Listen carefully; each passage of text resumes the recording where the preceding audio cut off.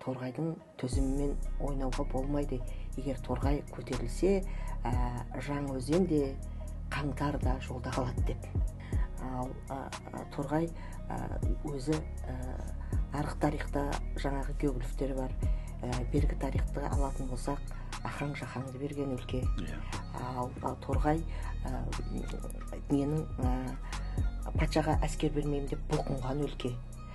Тіптен тәуелсіздіктің тарихын алып қарасақ, тәуелсіздіктің декларациясына қол қойған торғайдың президенті Ерік Асанбаев. Ал теңгеге қол қойған торғайдың тағы бір президенті Ғалым Байназаров. Торғайдың